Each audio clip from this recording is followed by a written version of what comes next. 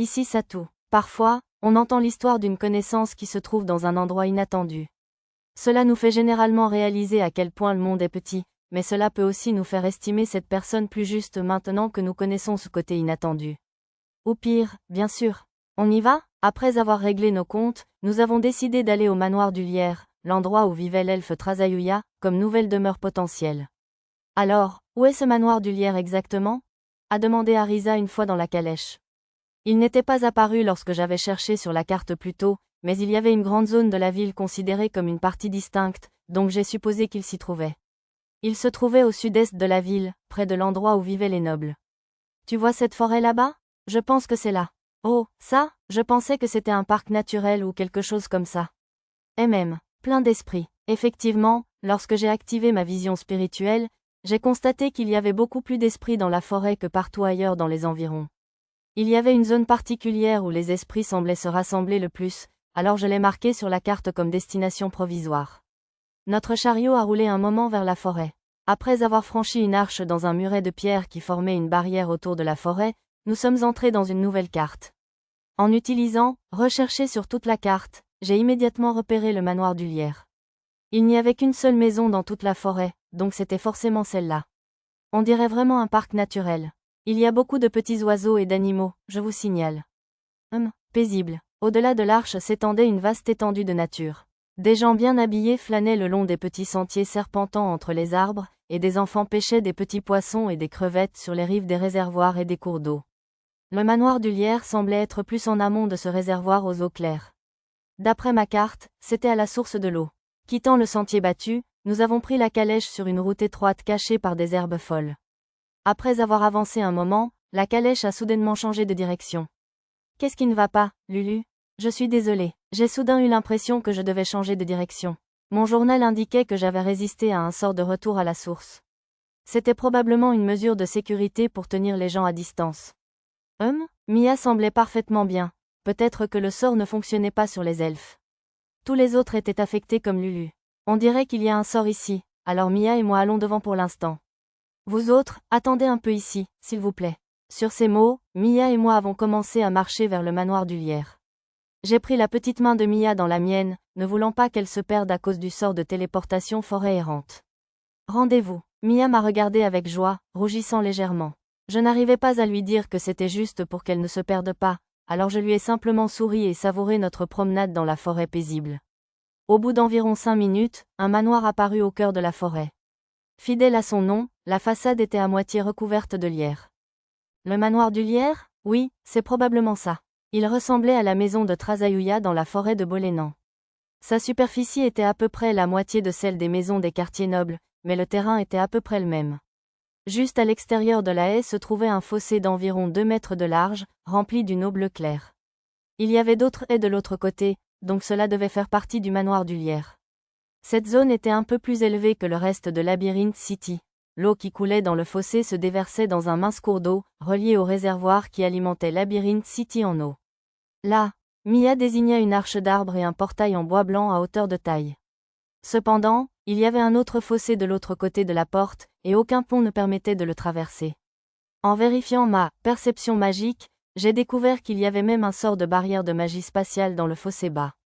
Soit Trazayuya était paranoïaque concernant la sécurité, soit la cité du labyrinthe était si dangereuse à l'époque qu'il n'avait d'autre choix que de faire tout cela.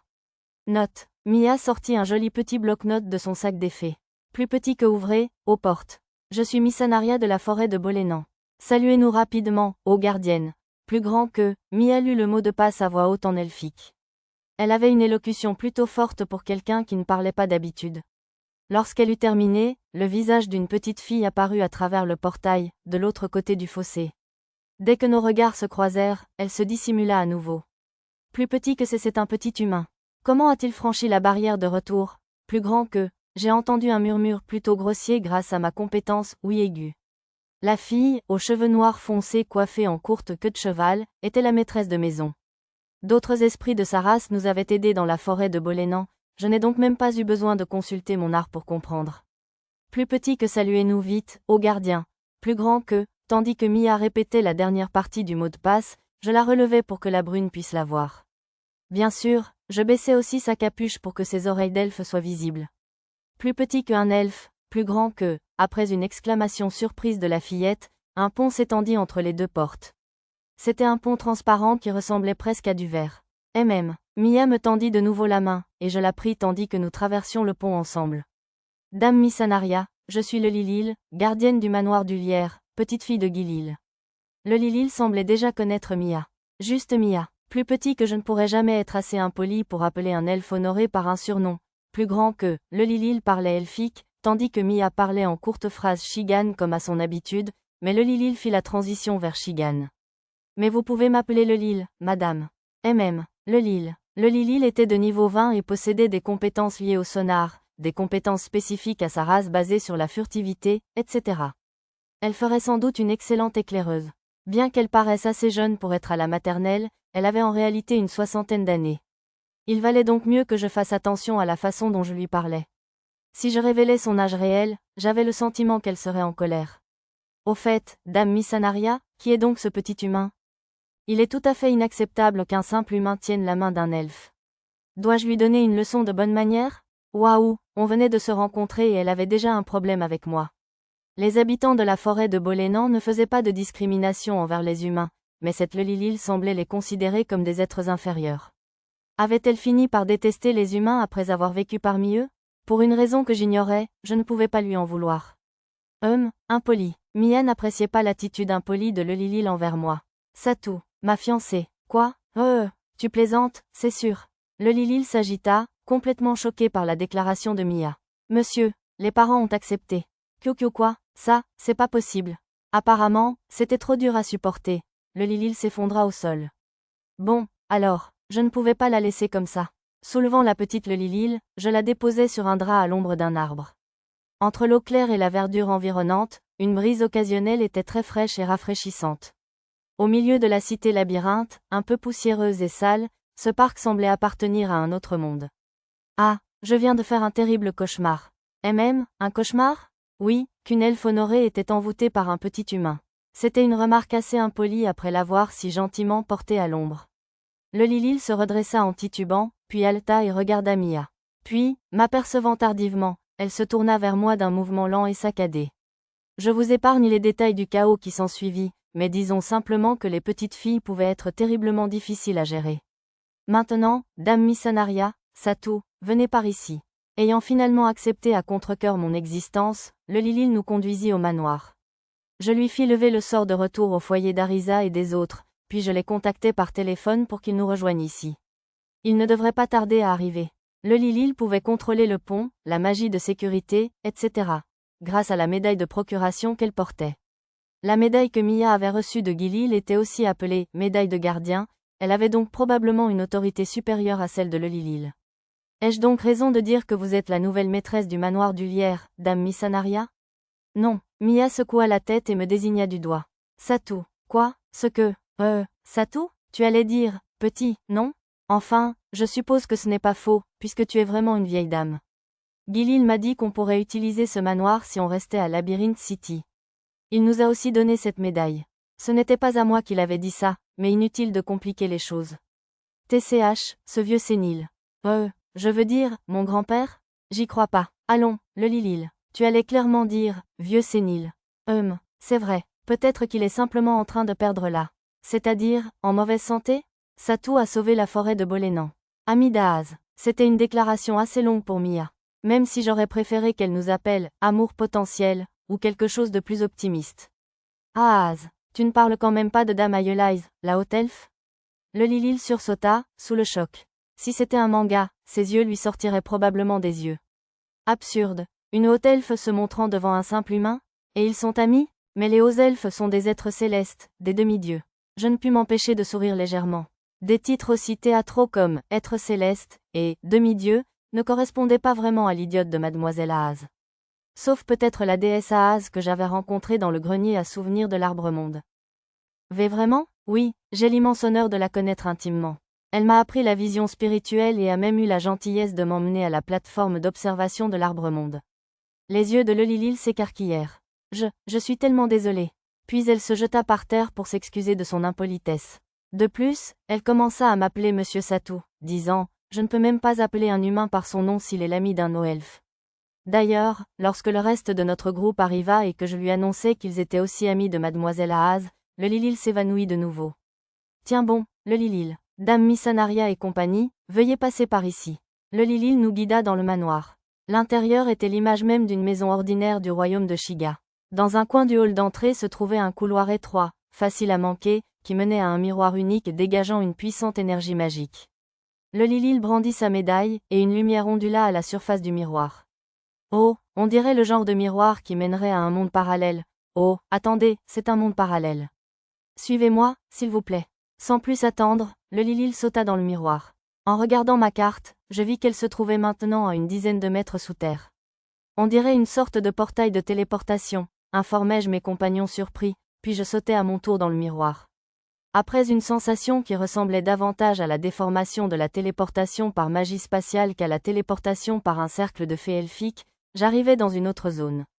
On aurait dit une cour verdoyante, incroyablement lumineuse malgré le sous-sol. Le plafond mesurait plus de 3 mètres de haut, ce qui donnait plus l'impression d'être baigné de lumière naturelle que de magie. Il devait y avoir des plantes à fibres optiques, comme celle au plafond de la caverne abritant notre maison de vacances dans le labyrinthe, ou un sort qui relayait la lumière du soleil.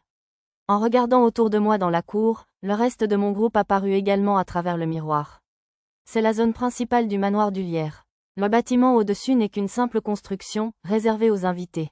Les mots de Le Lilil me rappelèrent les maisons d'hôtes perchées dans les arbres de la forêt de Bolénan et la cité futuriste où vivaient les elfes. De toute évidence, les elfes avaient un penchant pour ce genre de choses. En consultant la carte, je vis qu'en plus d'une zone résidentielle de plus d'une centaine de pièces souterraines, il y avait même des ateliers et des équipements que Trazayuya avait autrefois utilisés. Un homme plutôt prudent, n'est-ce pas? Le seigneur Trazayuya était connu comme le sage des elfes. Il développa de nombreux outils et techniques magiques. Quand le sage était dans le labyrinthe, de nombreux voleurs, et même des nations entières, s'en prenaient parfois assez bien, selon mon grand-père. Il n'était donc pas paranoïaque, il cherchait juste à se protéger. Même maintenant, chaque fois qu'un nouveau vice-roi prend le pouvoir, ils envoient des forces armées pour tenter de prendre le manoir par la force. Et il n'est toujours pas tombé? C'est assez incroyable. Un groupe d'explorateurs de haut niveau ne pourrait-il pas s'introduire ici? Personne dans cette ville n'attaquerait le manoir du Lierre. Le Lilil répondit à la question d'Arisa avec une assurance extrême. Après tout, le faux cœur de ce manoir préserve la source d'eau de la ville. Waouh, s'emparer des lignes de vie, hein? Bien joué, Trazayuya. On dirait qu'on ne l'a pas qualifié de sage pour rien. Arisa parut impressionnée. Le Lilil ne semblait pas connaître beaucoup de détails, mais ce faux cœur était décrit dans les documents de Trazayuya. D'après ceci, c'était un outil magique conçu d'après un cœur de cité, fabriqué avec le noyau géant d'un monstre de niveau 50 ou plus et une quantité considérable de pierres d'arbres sacrés. C'était un système plutôt pratique, il absorbait la magie des sources proches pour alimenter la barrière du manoir et d'autres dispositifs magiques, et pouvait contrôler les dispositifs magiques connectés à distance, etc. Serait-ce possible? Le faux cœur vole-t-il la magie de la source censée alimenter le cœur de la cité? Je me suis d'abord posé la question, mais en poursuivant ma lecture, j'ai réalisé que c'était une inquiétude inutile. La source d'énergie du faux cœur était en réalité de la magie censée alimenter le labyrinthe, ce qui entravait sa croissance et protégeait la ville. Mais si des politiciens ciblent cet endroit, ce n'est peut-être pas le meilleur emplacement pour notre base. C'est vrai, on serait bien à l'intérieur du manoir, mais si quelqu'un était vu errant dehors, il pourrait être pris en otage ou avoir toutes sortes d'ennuis. Arisa partageait mes inquiétudes. Mais je veux utiliser l'équipement ici, ai-je songé. Pourquoi n'achèterions-nous pas une maison factice en ville et ne nous téléporterions-nous pas d'ici? Toi ou moi, on pourrait utiliser notre magie de téléportation. Bonne idée, allons-y. Je pourrais sans doute demander à la guilde des explorateurs s'il avait des pistes pour une maison que nous pourrions acheter. Pendant notre séjour, j'ai demandé à Le Lilil de me faire visiter les ateliers de Trazayuya. Un simple humain ne pourra pas utiliser l'équipement ici. Ce n'est pas grave, j'ai aussi utilisé le laboratoire souterrain de la forêt de Bolénan. Le quartier général du sage. Je n'arrive pas à croire que ce vieux sénile t'ait laissé entrer. Tiens, tu as oublié de te corriger sur le titre de Guilil cette fois. Eh bien, je faisais des recherches pour sauver l'arbre-monde d'un danger imminent. Le Lilil semblait toujours dubitative, mais elle m'a montré le panneau de contrôle sans plus d'explication, pensant probablement pouvoir ainsi tester mes compétences. Aucun problème, c'était la même installation que celle du laboratoire de recherche souterrain de la forêt de Bolénan. Voyons d'abord quel genre d'équipement nous avons chargé ici. HMPH. Alors tu peux au moins utiliser le panneau, petit insolent. Ignorant les murmures de Le Lilil, je me concentrais sur ma propre curiosité. Il n'y avait pas autant de machines que dans le laboratoire souterrain de la forêt de Bolénan, mais il y avait tout de même des tablettes de transmutation géantes de style elfique, des chaudrons et même des cuves de culture pour affiner les homoncules. C'était plus que satisfaisant. Il y avait aussi un appareil magique pour formater et graver les noyaux, ainsi que des pierres d'arbres sacrés, bien qu'un modèle plus ancien. Si je me souviens bien, c'était celui que même les elfes évitaient d'utiliser, car il était trop difficile à utiliser. Excellent. Je peux fabriquer toutes sortes d'outils magiques avec. J'avais trouvé des tonnes de matériaux rares dans le labyrinthe, alors je voulais m'y mettre tout de suite, mais il valait probablement mieux s'abstenir pour le moment. Merci, le Lilil. Je reviendrai souvent utiliser cet appareil, si ça te va. Assure-toi juste de ne pas détruire le précieux équipement du sage, d'accord, mon petit? Oui, bien sûr. Une fois ma petite visite souterraine terminée, nous avons pris le thé sur la terrasse du jardin en surface pour célébrer notre nouvelle connaissance. Les castellas que j'ai servis avec le thé ont fait un tabac auprès de Lelilil. Avant de rentrer, j'ai placé une ardoise de seau de retour et nous avons quitté le manoir du Lierre pour le moment. On va acheter une maison ensuite? Oui, je vais voir si la guilde des explorateurs de l'Ouest a un endroit où loger. La guilde des explorateurs de l'Est avait probablement plus de place disponible, mais je voulais un endroit avec un accès facile au labyrinthe, alors j'ai choisi la guilde de l'Ouest toute proche. Nous avons suivi un chemin différent de celui par lequel nous étions entrés et avons trouvé des soldats postés près du mur. Il n'y en avait pas à l'entrée des quartiers nobles, alors j'ai passé la tête par la fenêtre du carrosse pour les interpeller. Avons-nous besoin d'une permission pour passer par ici? Pas du tout, mon cher monsieur. Ici, les nobles ne sont soumis à aucune restriction de passage. Je ne leur avais montré aucune pièce d'identité. Ils avaient dû deviner que j'étais noble, car je venais de leur quartier dans une élégante calèche gardée. Il ne semblait y avoir aucun problème, et je me suis excusé de les avoir distraits avant de poursuivre ma route. Plus loin, nous nous sommes retrouvés près de la porte sud, très animée. Celle-ci et la porte nord semblaient être les entrées généralement utilisées par les roturiers et les marchands, de sorte qu'il y avait beaucoup de calèches qui allaient et venaient. Nombre d'entre elles étaient escortées, sans doute en raison de la nature de la cité labyrinthe. Outre les rhinosaures et les chevaux, il y avait des oiseaux ressemblant à des autruches et des cercers portant des cavaliers ou des bagages. Animé, plein de boutiques, monsieur. Tama et Pochi observèrent les alentours avec enthousiasme, suivant les passants du regard. De nombreuses boutiques bordaient la route principale depuis la porte sud, ainsi que quelques grossistes près de celle-ci. Les magasins destinés aux riches se trouvaient à mi-chemin de la route menant au quartier des nobles. Diversifié, c'est vrai, il y a beaucoup d'hommes bêtes, beaucoup de nomades et d'occidentaux aussi. C'était un mélange de races et de peuples, bien différent de l'ancienne capitale. Merci beaucoup, j'entendis Lulu parler depuis la place du cocher, alors je jetai un coup d'œil par la fenêtre. Un groupe de marchands belettes avait compris que notre voiture appartenait à un noble et nous avait ouvert la voie. Je leur fis un signe de la main par la fenêtre, ce qui sembla les surprendre considérablement. J'imagine que la plupart des nobles ne prenaient pas la peine de saluer les marchands modestes. Nous continuâmes le long des remparts du château, traversâmes une zone de petites fermes et de champs, et débouchâmes près d'un ranch. Ils ont l'air délicieux, monsieur. Tama et Pochi collèrent leur visage à la fenêtre, fixant le bétail. Des chevaux, des moutons, et des vaches Omi? Il semblerait que ce soit une race appelée Selivradle Cattle. Lulu désignait des vaches rondes et courtes sur pattes. D'après un livre que j'avais acheté dans l'ancienne capitale, leur viande était grasse et de goût moyen, mais elle produisait un lait délicieux en grande quantité. Il semblait y avoir 3 fermes adjacentes ici. Une fois qu'on aura trouvé un endroit où vivre, on achètera du lait et des saucisses ici. Youpi, hurrah, monsieur, du fromage aussi. Je tapotais le jeune trio excité, acquiesçant d'un signe de tête à la demande de Mia. Continuant notre chemin, nous longeâmes une rivière près des fermes, jusqu'à ce que la base de l'armée du labyrinthe soit visible sur la gauche, protégée par un haut mur. Ce n'était pas une véritable forteresse, mais il y avait plusieurs tours équipées de grands canons magiques. Il y avait même un vaste champ de la taille d'une école moyenne devant la garnison, peut-être destiné à servir de champ de bataille. La rivière coulait dans un fossé autour des remparts. On aurait dit la fin du ruisseau. Nous avons dépassé la garnison et traversé un pont, entrant dans un quartier résidentiel avec ce qui semblait être des HLM. Il y avait des boucheries et des ateliers de maroquinerie nauséabonds près de la rivière, ce qui en faisait probablement un endroit peu propice à la vie. La route menant à la guilde des explorateurs était étroite et encombrée, nous avons donc pris un détour pour éviter la zone animée. Gai, apercevant une silhouette humaine sous le pont, j'ai utilisé ma compétence viseur télescopique pour enquêter et me suis retrouvé à observer de jeunes exploratrices se baignant dans la rivière. Elles avaient installé une natte de paille pour se cacher, mais elle était bien trop percée. Qu'est-ce qui ne va pas? Oh, ce n'est pas grave.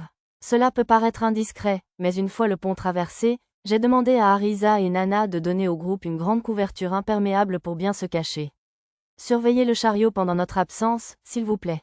Oui, maître. Laissant le chariot sur le parking de la Guilde Ouest, j'ai emmené Arisa et Nana avec moi dans le bâtiment. Il y aurait probablement beaucoup de monde à l'intérieur, et je ne voulais pas laisser le chariot sans surveillance, alors j'ai décidé de réduire notre nombre au minimum. J'ai amené Arisa pour aider aux négociations et Nana pour la protéger en cas d'incident. Il n'y a pas autant de monde que la dernière fois. Arisa avait raison, la Guilde Ouest avait ressemblé à une gare à l'heure de pointe la dernière fois, mais maintenant, la foule était assez normale.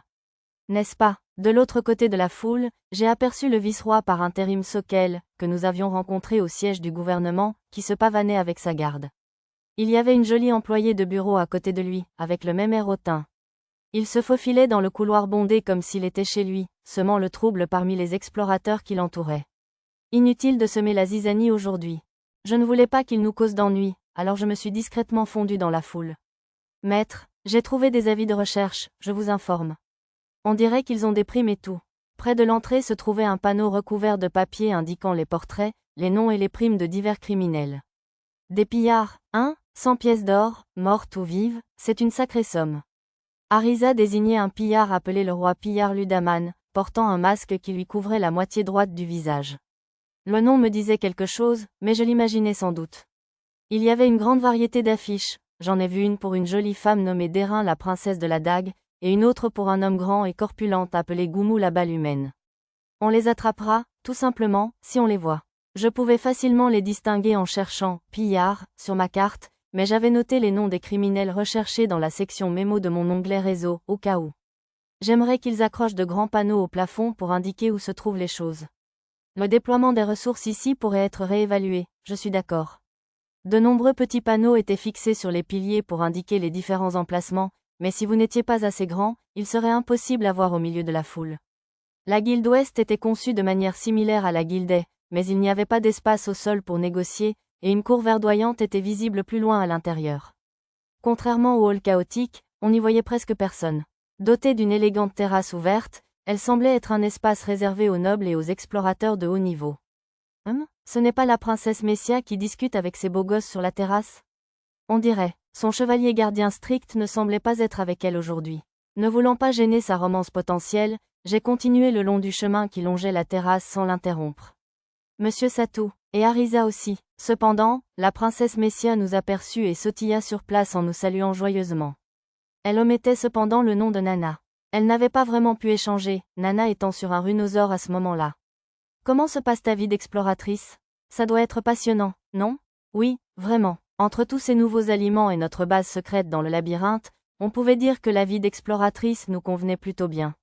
Il semble que mes compagnons soient de retour, alors je vais prendre mon. Attendez un instant, sœur Gélil. Je devrais vous présenter à mes amis, non? L'homme avec qui parlait la princesse Messia n'était autre que Monsieur Gélil, le chef du groupe du rugissement du dragon rouge que nous avons croisé peu après avoir quitté le labyrinthe. Je ne l'avais jamais vu auparavant, mais il s'appelait Zarigon, chef d'un groupe d'explorateurs appelé les Crocs du Feu Infernal. C'était un homme d'une beauté robuste et d'une force considérable, au niveau 39. Grâce à ma compétence, oui fine, j'ai entendu Arisa murmurer, plus petit que Zakorin, plus grand que, en japonais à côté de moi, confondant son nom avec le mot japonais pour menu fretin. Si je l'appelais par le mauvais nom, ce serait sa faute. Et voici Sœur Satou Pendragon, chevalier de la baronnie de Muno. Alors, vous êtes Sœur Pendragon? J'ai entendu parler de vous par Sœur Masaki, le héros de l'Empire des Sagas. La surprise se lisait sur les beaux traits de Monsieur Gélil. Masaki était le nom de famille de Hayato le héros. J'étais un peu curieux de savoir ce qu'Hayato avait bien pu dire de moi. Alors c'est Pendragon. Il a l'air d'un imbécile effronté. Zarigon, quant à lui, me regarda d'un air dédaigneux. On n'allait pas devenir amis de sitôt. Je décidai de le couper et de parler à Monsieur Gélil. Mais avant, j'avertis Arisa et Nana, grâce au sortilège du téléphone magique spatial, de ne pas faire d'histoire. Monsieur Héros était-il à Labyrinth City? Demanda Arisa. Oui, il a exploré un peu le labyrinthe, puis il a emmené son disciple avec lui et est parti. Je crois qu'il a dit qu'ils allaient ensuite dans la province de Parion. La voix de Gélil était apaisante. En lui parlant de près, je pouvais voir à quel point son torse et ses bras étaient massifs. Oh, cette épée, a-t-elle été fabriquée par les nains de Bolhar, par hasard? Monsieur Gélil regarda le fourreau de mon épée de fée avec un sourire sincère. L'épée au fourreau rouge qu'il portait à la ceinture venait également de Bolhar. En fait, elle avait été fabriquée par Zajul, le meilleur apprenti de l'ancien Doal, qui avait fabriqué la mienne. Oui, c'est exact. Je m'en doutais. Je n'avais jamais vu ce sceau auparavant, mais à en juger par sa qualité, il devait avoir été fabriqué par l'un des meilleurs élèves de l'ancien Doal. Non, j'ai bel et bien fabriqué cette épée avec l'ancien Doal. Je ne voulais pas lui dire cela alors qu'il était si enthousiaste, alors j'ai décidé d'éviter le sujet. Votre épée est-elle aussi de Bolhar, Sir Gélil? On dirait qu'elle a été fabriquée par l'un des meilleurs. C'est exact. Gélil mordit à l'hameçon avec un sourire éclatant. Cette épée a été fabriquée spécialement pour moi par Maître Zajul, le meilleur apprenti de l'ancien Doal. La plupart des épées de Bolhar sont en alliage de mithril, mais celle-ci est particulièrement spéciale. Il est fait d'une touche de bronze, d'acier bleu et de minerai écarlate, et... Trop d'informations, monsieur Gélil. À entendre parler, je l'avais accidentellement lancé sur un sujet un peu ringard. Abandonnant, j'ai écouté son long discours. Le sujet m'intéressait plutôt, donc ce ne serait pas si pénible de toute façon. D'ailleurs, j'ai été un peu déçu quand ses amis sont venus le chercher. Gélil, nous sommes prêts. D'accord, j'arrive. Excusez-moi, dame Messia, mais je dois prendre congé. Très bien, je te souhaite bonne chance dans ta conquête du maître de zone, non? S'excusant, monsieur Gélil se précipita vers ses camarades. L'atmosphère autour de nous sembla se détendre un peu. Espère-t-il un trésor? Tu dois le savoir, Arisa, non? Il faut avoir les qualités d'un maître de zone pour obtenir la qualification pour affronter un maître d'étage, non? Waouh, c'est comme une suite de quêtes dans un jeu. HMPH, nous, les crocs du feu infernal, vaincrons le maître de zone bien avant lui. Oui, je te souhaite bonne chance, Sir Zarigon. La princesse Messia lança un sourire encourageant à Zarigon, qui rougit et s'éloigna d'un pas léger, son épée à la main, triomphant. Peut-être était-ce un lolicon. Dame Messia, comment avance votre travail? Demanda poliment Arisa. Ça va, non? Sir Sokel nous a empêchés de soigner la fille du vice-roi, mais maintenant que le vice-roi et sa femme sont de retour, nous pouvons enfin commencer. Il empêchait la fille du vice-roi de se soigner? Sokel m'avait donné une mauvaise impression lors de notre première rencontre, alors je me suis dit qu'il manigançait peut-être quelque chose de mal, mais je l'avais pris pour un simple fléau. J'aurais dû être plus prudente. Dame Messia, avez-vous eu des soucis dans la vie à Labyrinth City jusqu'à présent? La vie à la maison d'hôte est plus que satisfaisante, non? Ce pompeux Sir Sokel est un peu difficile à vivre, mais pire encore. La princesse Messia hésita une seconde. Son ton me semblait plus anxieux qu'insatisfaction. Il y a quelque chose chez Sir Poputema, non? Je ne peux m'empêcher de frissonner lorsqu'il me regarde. On m'a dit que c'est son passé d'enseignant qui lui donne l'air de mépriser les autres, tant par ses paroles que par ses actes, et pourtant. Je comprenais cela. C'était dur d'avoir une réaction viscérale négative envers quelqu'un. Non, je ne dois pas. Je suis encore trop inexpérimentée, c'est tout, non? Au fait, Arisa, l'air honteux d'avoir médit des autres, la princesse Messia commença à lui parler des endroits intéressants de Labyrinth City. Je suis désolée de vous avoir fait attendre, Votre Altesse. Juste à ce moment-là, l'écuyère accourut, la tête et les bras bandés. Elle semblait protéger la princesse Messia aujourd'hui, et non le chevalier austère. Ont-ils pu vous soigner? Oui, madame. Sir Sokel était là aussi, alors je l'ai informé que nous avions été attaqués par des voyous dans la rue. Attaqués? Était-ce pour cela que monsieur Gélil et ses compagnons étaient avec elle? Avez-vous été blessé, Votre Altesse? Non, je suis indemne. Ryula m'a protégé. D'après la princesse Messia, ils avaient été attaqués par de jeunes voyous masqués et bien habillés. Ils n'avaient rien tenté de voler, ce qui m'a laissé perplexe quant à l'identité de l'agresseur et à ses motivations. Je doutais que ce soit par désir lascif, à moins qu'il ne s'agisse de lolicons comme Zarigon. Peu après, la nourrice de la princesse Messia et le chevalier austère arrivèrent également. Princesse, je pensais vous retrouver dans un endroit pareil. Ryula, êtes-vous blessée? Il ne semblait pas au courant de l'attaque. Maintenant que tu es là, peut-être ferions-nous mieux de retourner à la maison d'hôte. Sir Satou, Arisa, à bientôt, n'est-ce pas? Une fois la princesse Messia partie avec ses tuteurs, nous nous sommes rendus au guichet pour réserver un logement. Ces zones devraient répondre à vos besoins, Sir Chevalier. Le responsable du service immobilier de la guilde nous a indiqué quelques endroits dans la cité du labyrinthe. 3 options s'offraient à nous, un ancien commerce sur la rue principale, près de la porte des nobles, un atelier dans le quartier des artisans et une maison qui aurait été utilisée par la maîtresse d'un noble. La maison dans les quartiers des nobles sera la plus sûre, mais cet endroit est sous la juridiction du bureau du vice-roi, vous devrez donc passer par eux. J'ai parcouru le document contenant les informations sur les 3 lieux. L'ancien commerce était loin de la guilde de l'Ouest, et l'atelier se trouverait à proximité des boucheries et des ateliers de cuir aux odeurs désagréables. Il ne restait donc que la maison de l'ancien amant, par élimination. Elle était un peu petite, mais nous ne l'utiliserions que comme point de relais vers le manoir du Lierre, donc ce n'était pas un problème. Dis donc, et cet endroit? Arisa consultait un dossier dans une pile que le greffier avait mis de côté. En parcourant les informations, j'ai vu qu'il s'agissait de l'ancienne maison de vacances d'un noble, proche des fermes et des champs. Elle était bon marché, aussi. Cependant, comme elle était vide depuis plus de 10 ans, la location risquait d'être un peu compliquée. J'ai bien peur qu'il y ait certaines circonstances concernant cet endroit précis. Le greffier expliqua qu'une malédiction pesait sur le noble qui avait construit la maison, et que même les prêtres les plus haut placés de la région ne pouvaient la défaire. C'est une sacrée malédiction. Oui, on dit qu'elle a été laissée par le roi mort-vivant qui a renversé le marquisat de Munno. Zen, je me suis souvenu de l'homme au visage de crâne, ancien maître de Nana, qui avait autrefois kidnappé Mia. Alors, l'ancien propriétaire de cette maison était. Oui, c'était le neveu du marquis Munno. J'ai entendu dire que tous les habitants de la maison ont été retrouvés morts, momifiés dans un état épouvantable. Les occupants suivants ont eux aussi été découverts à l'article de la mort. La malédiction a même touché les environs, affectant la santé de tous les habitants, jusqu'à ce que la maison ne soit finalement entourée que de maisons vides et de terres inexploitées. Il n'y avait aucun problème avec la ferme derrière, mais comme elle était adjacente à une maison maudite, ils avaient du mal à vendre des produits laitiers ou de la viande. C'est une rumeur d'une puissance considérable. D'après ma carte, la maison en question semblait bel et bien frappée par une malédiction assez grave. Très probablement la même que celle qui régnait au sous-sol du château de Munno.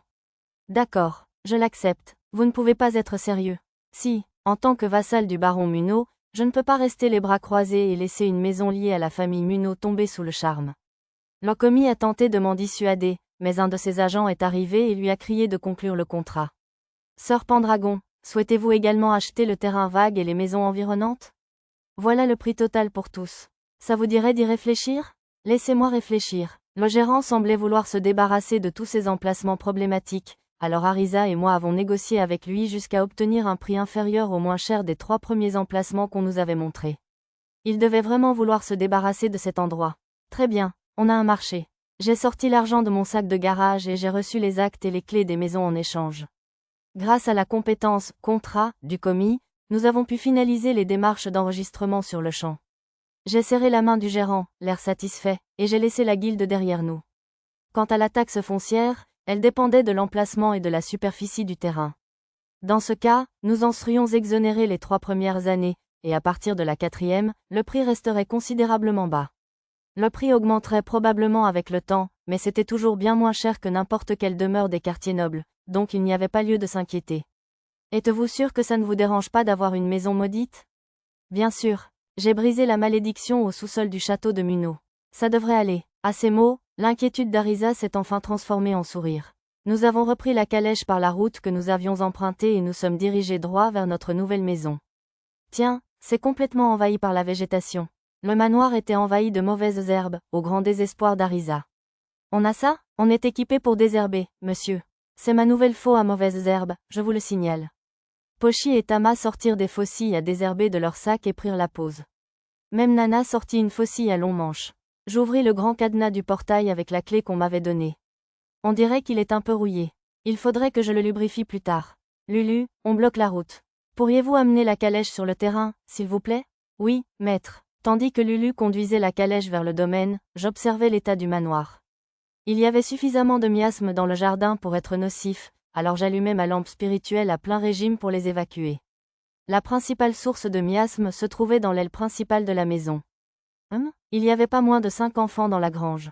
C'étaient probablement de jeunes vagabonds squattant la maison inoccupée.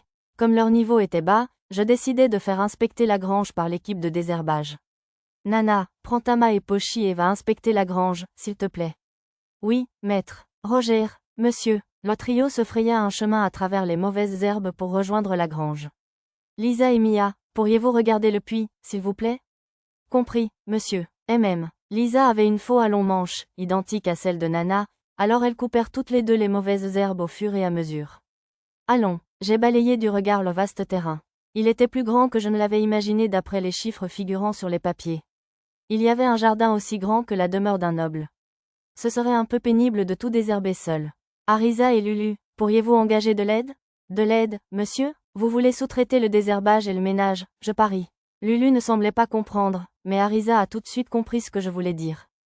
Il y avait des jeunes assis devant la Guilde Ouest qui n'avaient pas de travail, alors je vais les chercher. Je suis sûr qu'ils seront ravis de nous aider si on leur propose de leur préparer le dîner.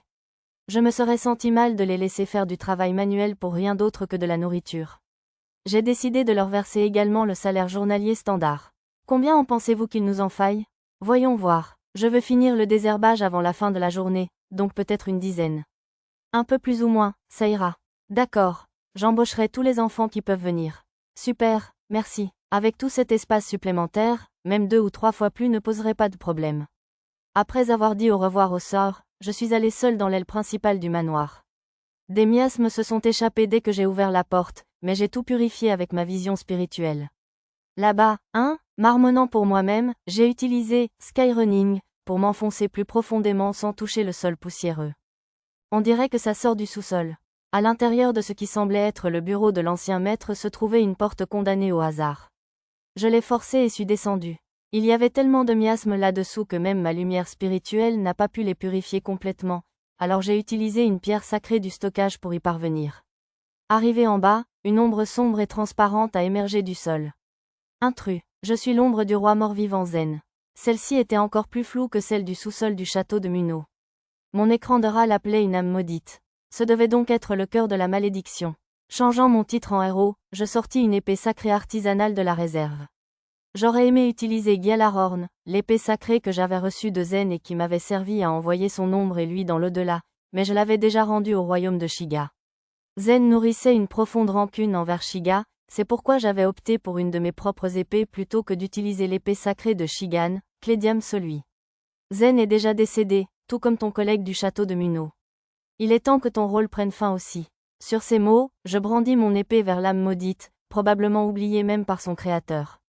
Dès que la lumière bleue sacrée de l'épée toucha l'ombre, celle-ci disparut comme un mirage. Je ne savais pas si elle était partie paisiblement, mais mon journal indiquait que l'âme maudite avait été détruite, donc la malédiction qui avait rongé tous ceux qui vivaient ici devait également disparaître. Effectivement, le miasme incroyablement épais s'était estompé au point que même ma vision spirituelle pouvait le disperser. Bientôt, tout le miasme de la maison aurait disparu. Problémie, il y a un gros problème, monsieur. En sortant du manoir, j'ai vu Tama et Pochi accourir de la grange. Urgence. Une vie est en danger extrême. Besoin de secours immédiat, je vous prie. Nana a sorti la tête de la grange et m'a crié. J'imagine que les jeunes vagabonds n'étaient pas de simples squatteurs. Dépêchez-vous. Par ici, monsieur. Tama et Pochi m'ont conduit dans la grange, où des enfants d'âge scolaire étaient affalés dans l'ombre. Ils ont l'air terriblement faibles. En observant les enfants, j'ai examiné leur état avec l'écran de réalité augmentée. Par défaut, la carte n'affichait que la race et le niveau, alors qu'une recherche de zone ne montrait normalement que les résultats par nom, âge, race, sexe et niveau. Je l'avais ajusté pour que toutes les informations n'encombrent pas mon champ de vision. Toutes les cibles, qu'il s'agisse d'ennemis, de criminels, de compétences inconnues ou de niveau 40 ou plus, étaient surlignées de couleurs différentes. Qu'en pensez-vous? Demandai-je. Eh bien, je ne pense pas que leur vie soit en danger, du moins. Cependant, ils étaient dangereusement affaiblis. Ils n'avaient probablement pas beaucoup mangé depuis longtemps. On aurait dit qu'ils ne buvaient pas assez d'eau non plus.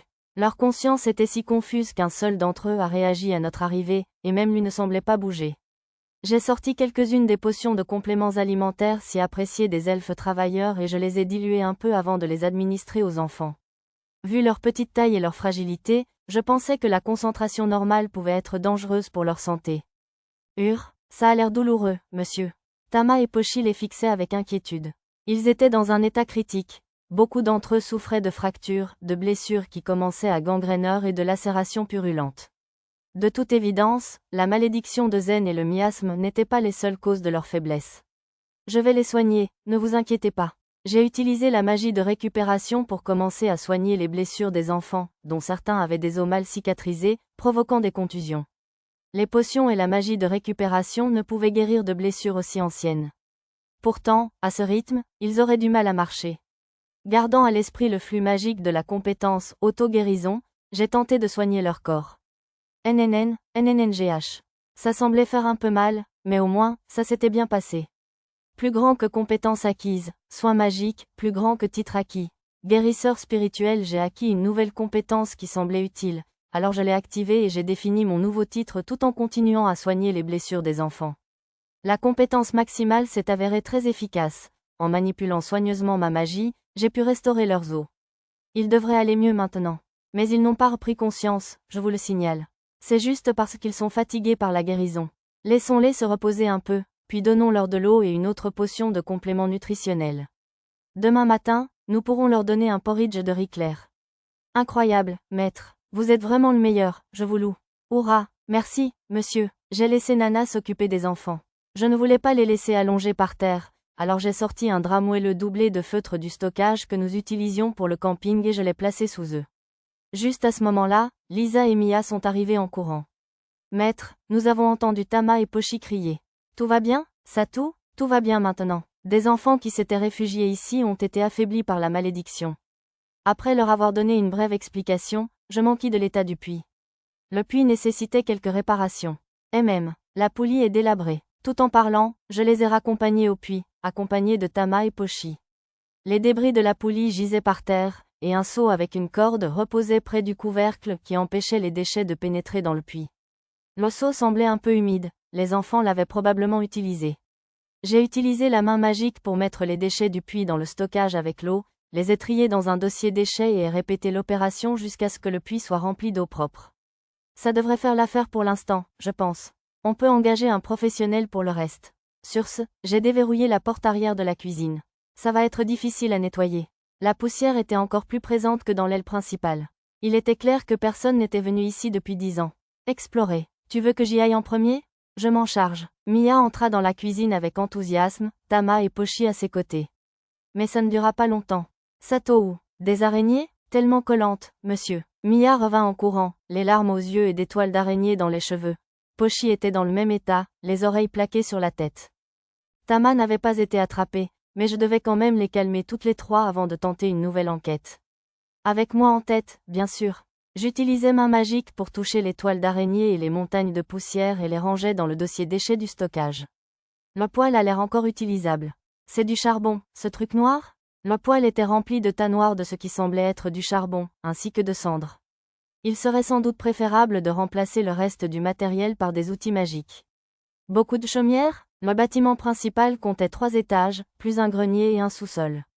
Hormis ces éléments, la superficie totale du bâtiment atteignait probablement environ 10 000 pieds carrés, soit presque 10 fois la superficie d'une maison japonaise moderne moyenne.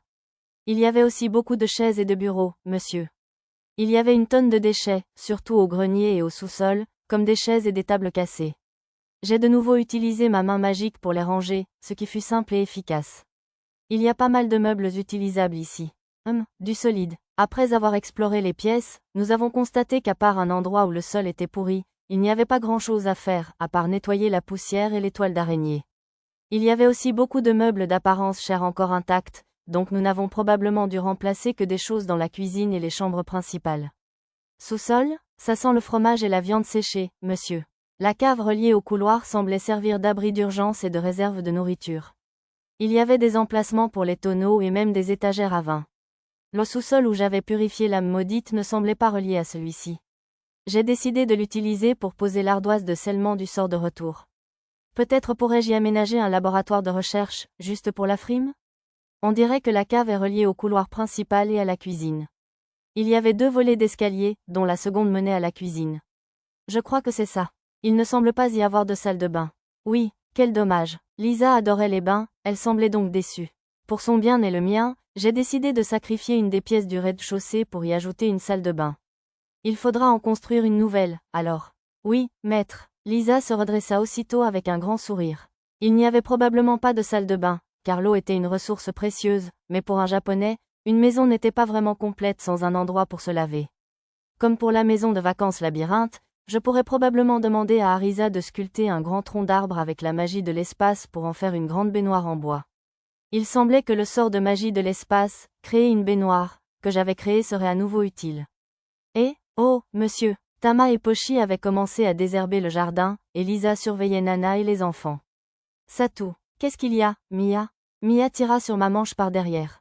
Elle voulait aller au manoir du Lierre, alors je plaçai une ardoise de seau de retour à l'entrée du manoir et nous téléportai au manoir du Lierre. Le Lille, nettoie. Cette vieille maison délabrée, dame Misanaria? Et même, il s'avéra que Mia voulait aller chercher le Lilil ici. C'était une fée de maison et elle possédait la compétence nettoyage, elle serait donc probablement utile. Satou, Qu'est-ce que c'est? Allume la jolie. D'accord. Elle me demandait de libérer ma lumière spirituelle, que je maintenais habituellement sous silence. Il n'y avait plus de miasme dans le manoir, mais Mia avait probablement une raison de me le demander, alors j'ai obéi. Jolie. Comme le Lilil n'avait pas le don de vision spirituelle, elle était simplement confuse. Le Lilil, magie de maison. Comme vous voulez, Dame Missanaria. Le Lilil commença docilement un long chant. Nettoyage de la maison premier Senjo. Lorsque le long chant prit fin, la pièce était d'une propreté éclatante. Curieux, je levai le pied et découvris que le sort avait même nettoyé l'endroit où je me trouvais. Pour une raison inconnue, le Lilil fixait elle aussi les sols et les fenêtres propres, comme si elle n'avait jamais vu son propre sort auparavant. Plus grand que compétence acquise, magie spirituelle, fée de la maison, apparemment, la magie que Mia avait appelée « magie de la maison » était en fait une sorte de magie spirituelle. Le Lilil pouvait donc utiliser la magie spirituelle, même si elle ne pouvait pas voir les esprits. Je croyais que mademoiselle Lua l'elfe m'avait dit qu'on ne pouvait utiliser la magie spirituelle sans vision spirituelle. Peut-être que le Lilil avait acquis la compétence « magie spirituelle », fée de la maison, par inné ou par don. Super. Merci pour vos gentils mots, madame. Cependant, il semble que ma magie ait été plus efficace que d'habitude. C'était probablement les esprits rassemblés autour de ma lumière spirituelle qui avaient amplifié l'effet, mais Mia ne semblait pas très motivée à expliquer. Je me suis tue. Si elle voulait me l'expliquer par surprise plus tard, je ne voulais pas la gâcher. Suivant. Un instant, s'il vous plaît, Dame Missanaria. Contrairement aux elfes bénis, nous avons très peu de pouvoir. Ce sort a utilisé la majeure partie du mien. Je ne pourrai plus utiliser la magie avant un certain temps. Satou. Le Lilil parut s'excuser tandis que Mia me tirait à nouveau la manche. Elle voulait probablement que j'utilise transfert de mana pour restaurer sa puissance magique. Cela ne me dérangeait pas particulièrement, alors je l'ai fait. Qu'est-ce que c'était? Qu'est-ce que vous m'avez fait? Monsieur Satou? J'ai restauré votre magie, puisque Mia l'a demandé. Restauré? À ce point-là? Le Lilil parut perplexe, mais elle utilisa d'autres sorts étranges comme nettoyer la maison et soigner la maison, à la demande de Mia, jusqu'à ce que tout le manoir paraisse comme neuf. Même les trous dans les murs et les sols étaient rebouchés. Ce devait être une sorte de magie de guérison, même si je ne comprenais pas très bien son fonctionnement. C'est très impressionnant. Incroyable. Merci beaucoup. Le Lilil rougit légèrement à nos compliments, mais elle semblait fière de son travail. Allons-y, on nettoie l'extérieur. La loulou était impatiente de nettoyer l'extérieur, mais je l'en ai empêchée, lui demandant de laisser les choses telles qu'elles étaient. Le toit qui fuit et tout ça est un problème, mais je préfère que ça reste comme ça pour l'instant, s'il vous plaît. Ça n'a pas l'air d'être une magie ordinaire, alors je ne voudrais pas trop surprendre les gens. Je ne vous comprends tout simplement pas, les humains. Vous avez sûrement du mal à suivre leur raisonnement absurde, vous aussi, Dame Missanaria? L'impolitesse de le Lilil n'était pas nouvelle, mais Mia n'aurait-elle pas dû me contredire ou me défendre au lieu d'acquiescer? Quoi qu'il en soit, le Lilil avait l'air un peu grincheuse d'avoir été interrompue alors qu'elle était au comble de l'enthousiasme. Puisqu'elle était là, j'ai décidé de lui demander de l'aide pour autre chose. J'aimerais aussi demander de l'aide pour la maison d'hôte et l'annexe, mais... Outre le bâtiment principal, le domaine comprenait également une maison d'hôte séparée et une annexe pour les domestiques et les aides. La maison d'hôte avait 2 étages, tandis que l'annexe n'en avait qu'un. L'annexe était composée de nombreuses petites pièces, dont plusieurs abritaient des bureaux et des cadres de lit en bois. On devrait peut-être garder ça pour un autre jour? Le Lilil, tu peux le faire. Oui, madame, tant que tu continues à faire de la magie, je m'occupe du reste. Les encouragements de Mia enflammèrent l'enthousiasme de le Lilil. Comme je l'avais demandé, elle nettoya et répara tous les bâtiments annexes. Laissant le Lilil, épuisé, dans l'aile principale, je retournai à la grange.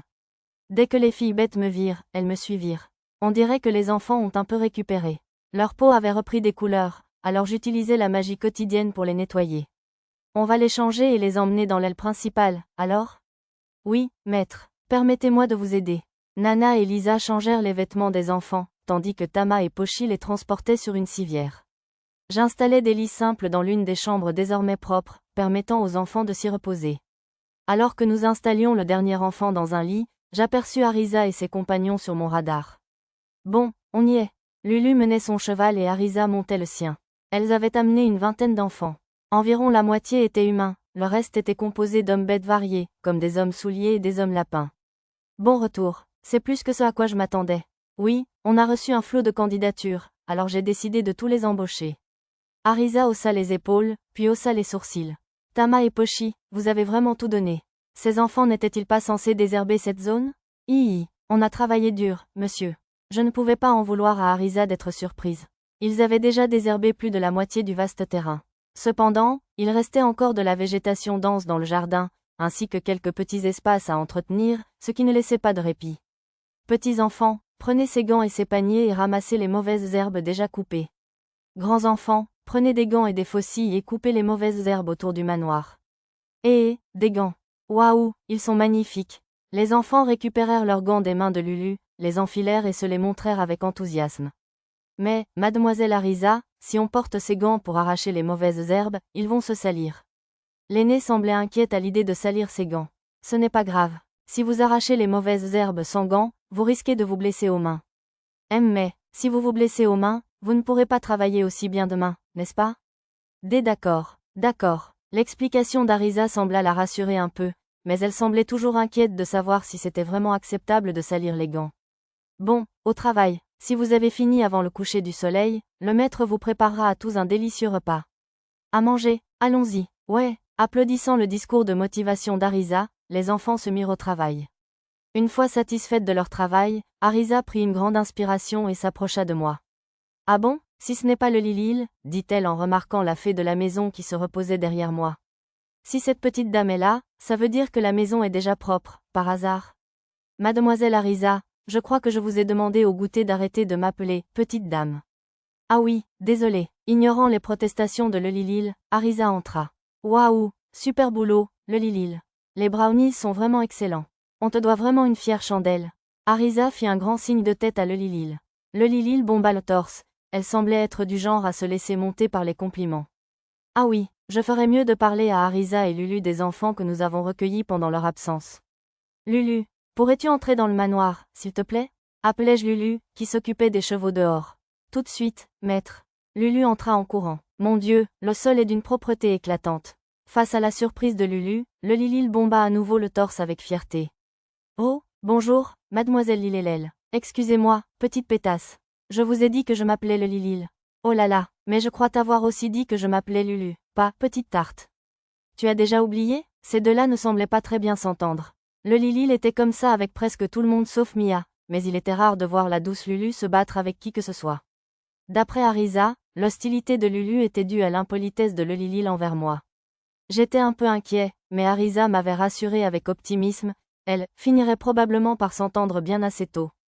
Comme le Lilil ne pouvait pas laisser le manoir Ivy sans surveillance trop longtemps, je lui ai offert des pâtisseries au miel et je l'ai renvoyé avec la magie de téléportation. J'ai décidé de l'inviter à dîner plus tard dans la soirée et de lui offrir un repas maison en remerciement de son aide. Pendant que les enfants déblayaient les mauvaises herbes, j'emmenai Lulu et Lisa chez le vicomte Siemon. J'y remis une lettre à la servante pour lui annoncer notre changement d'adresse. Je les emmenai toutes les deux pour qu'elles apprennent le chemin. Je voulais aussi faire le tour du quartier et saluer les habitants, mais comme notre nouvelle demeure était connue pour être sous la malédiction de Zen, je décidai d'attendre que nous y ayons passé la nuit en toute sécurité. À mon retour, je fis le tour et achetai quelques petites choses et fournitures nécessaires à la nouvelle maison.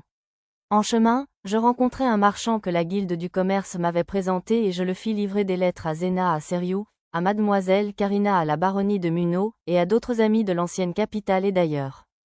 Lulu, peux-tu t'arrêter devant ce temple? Il y avait tout un ensemble de temples près du rond-point reliant la route principale nord-sud à la rue menant au quartier des nobles. J'ai donc décidé de les visiter et de faire quelques dons. Lulu et Lisa se sont garés avec la calèche sur un parking derrière l'un des temples. Ils sont joliment décorés. En entrant dans l'un d'eux, j'ai été surpris de constater que le bâtiment était tout aussi orné que ceux des quartiers nobles de l'ancienne capitale. Ils avaient probablement de riches mécènes pour pouvoir construire un temple aussi luxueux.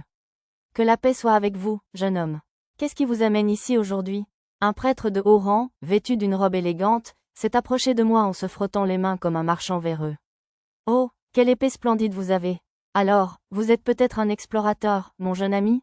Le prêtre, au regard perçant, remarqua l'épée de fée à ma taille et ses yeux brillèrent. Oui, même si nous n'avons pénétré le labyrinthe qu'une seule fois jusqu'à présent. Alors vous devez chercher un prêtre pour vous accompagner dans le labyrinthe. À ma réponse, la déception traversa le visage du prêtre un instant, mais il retrouva rapidement son sourire et se lança dans un argumentaire commercial. Malheureusement, les prêtres possédant la compétence magie sacrée ne peuvent être employés que par des détenteurs d'insignes de grenat ou plus. Non, je ne. Cependant, j'allais dire que je ne recherchais pas ce genre de service, mais l'homme m'interrompit aussitôt. Nous avons exactement ce qu'il faut pour un jeune homme prometteur comme vous. Une prêtresse au cœur pur, dévouée et très belle. Pour une raison inconnue, il insista beaucoup sur le « très belle ». Le prêtre me fit signe, et une jeune beauté gracieuse en habit de prêtresse apparut. Elle n'était que niveau 3 et ne possédait ni magie sacrée, ni aucune autre compétence de combat, seulement la compétence service en fait. La jeune prêtresse souriante était très mignonne, mais comme j'étais habitué à la beauté suprême de Lulu, elle ne me toucha pas le moins du monde. Un instant, s'il vous plaît. Je suis venu aujourd'hui pour faire un don. Un don, jeune monsieur? Vous ne semblez pas blessé. Auriez-vous besoin d'une visite à domicile? Pourquoi supposez-vous cela? Non, je n'en ai pas besoin, merci. Je n'ai pas encore visité de temple depuis mon arrivée à Célivra, alors je voulais simplement faire un don. À ces mots, le prêtre m'a dévisagé un instant comme si j'étais une créature extraterrestre, puis s'est précipité pour aller chercher la personne chargée des dons. Je me suis dit que ce temple était peut-être simplement inhabituel, mais les autres que j'ai visités ont tous réagi de la même manière. De toute évidence, il était inhabituel pour quiconque dans cette ville de faire un don sans rien attendre en retour. J'ai demandé autour de moi, mais aucun temple n'organisait de soupe populaire ou quoi que ce soit de ce genre. Au mieux, ils offraient des provisions de base en échange de petits travaux pour le temple. Je commençais à m'inquiéter de la façon dont cette ville traitait les pauvres. D'accord, Lulu, on commence à préparer le dîner? Oui, maître, le désherbage était terminé au coucher du soleil. Comme promis, j'ai commencé à préparer un repas pour les enfants. Certains des plus grands ont proposé leur aide, alors je leur ai demandé de laver les légumes, de les éplucher et d'autres tâches simples. De la viande, tellement. Ah, les enfants qui rangeaient les ustensiles ont remarqué la viande de loup que je comptais utiliser pour les pointes de steak et se sont exclamés avec enthousiasme. Lisa avait suggéré qu'une viande plus dure, comme le loup, serait plus nourrissante et satisfaisante que la chair tendre de grenouille, alors j'ai décidé de sortir un peu de bouillon que je n'avais pas utilisé depuis un moment. Waouh, ça sent tellement bon. Tu crois qu'on en prendra aussi? Ne sois pas bête, c'est seulement pour les autres enfants. Les nôtres, ce sont probablement ces pommes de terre, non? Des pommes de terre, hein. En remarquant les pommes de terre sautillantes qui attendaient d'être frites, l'enthousiasme des enfants a considérablement diminué. J'avais utilisé des perles d'esprit des arbres pour atténuer leur amertume, ce qui les rendait différentes des pommes de terre que l'on mange habituellement à Labyrinth City. J'attendais avec impatience la surprise sur le visage de ces enfants. C'est quoi ce truc rouge? Ça sent bon, j'ai tellement faim, ça ne me dérange même pas que ce soit des pommes de terre. Comme il n'y avait ni table ni chaise, j'ai réparti la nourriture dans des assiettes que j'avais confectionnées avec des planches en bois et des perles trispirites. Ces assiettes contenaient des gnocchis et des légumes verts à feuilles légèrement cuits dans une sauce aigre douce, des pommes de terre sautées salées, des carottes glacées sucrées et, en plat principal, des pointes de steak de loup assaisonnées de sel et de poivre et cuites au beurre. J'avais choisi d'ajouter beaucoup de légumes pour pallier les carences en vitamines des enfants. J'ai préparé un seul steak aux champignons pour le plat principal de Mia, car elle n'aimait toujours pas le goût gras des plats à base de viande. Ah, miam, j'en veux une autre gorgée. L'eau potable coûte cher, espèce d'idiot. Tiens, je suis désolée. J'ai fait passer un seau aux enfants pour qu'ils se lavent les mains, mais ils avaient tellement soif qu'ils ont commencé à boire. J'aurais dû distribuer des gobelets d'eau en premier. J'aurais dû m'en rendre compte, car l'eau que j'ai distribuée pendant qu'ils travaillaient a fait un carton. Bon, tout le monde en rend. Même une fois le repas terminé et les assiettes distribuées, les enfants restaient groupés à distance, et Arisa leur a ordonné de se mettre en rang. J'avais privilégié les plats faciles à préparer, donc ça ne devait pas être trop extravagant pour eux. Waouh, tout ce festin est pour nous? C'est incroyable, ils ne changeront pas d'avis, hein? Hein? Ne dis même pas ça. Les yeux des enfants pétillaient d'excitation. Dès qu'ils reçurent leurs assiettes, ils commencèrent à se régaler. Certains en fournèrent autant de nourriture qu'ils le pouvaient, tandis que d'autres savourèrent chaque bouchée avec attention. Étrangement, aucun ne fit un commentaire sur le goût. Ils étaient tous tellement absorbés par leur repas qu'ils ne purent s'exprimer. Certains pleuraient même en mangeant. J'étais contente qu'ils soient contents, mais j'aurais aimé qu'ils mangent normalement. Tu es devenu vraiment doué en cuisine, Lulu. Je déteste l'admettre, mais c'est bon. Être incapable de cuisiner pour un simple humain est une honte pour une fée de maison. Ta sœur est une drôle de fille, mademoiselle Arisa. Oh là là, le Lilil. Notre maître est encore meilleur, tu sais. C'est, monsieur Satou? C'est lui qui a préparé ces castellas qu'on a mangés cet après-midi. Le Lilil était assis à côté d'Arisa pour le dîner. Elle semblait s'entendre étonnamment bien. J'espérais qu'elle s'entendrait aussi bien avec Lulu. Quand certains des plus petits eurent fini leur repas, ils regardèrent leurs assiettes avec tristesse, alors je leur donnai des brochettes de grenouilles frites que j'avais préparées pour les filles bêtes. Elles semblaient toutes prêtes à en manger autant qu'on leur en donnait. J'ai dû les couper avant qu'elles aient mal au ventre. Comme notre nouvelle maison avait tant de chambres, j'ai donné à chacun la sienne, mais les autres ont commencé à se faufiler dans ma chambre un par un, jusqu'à ce que nous finissions par dormir en tas, comme d'habitude. L'amitié est une belle chose, je suppose.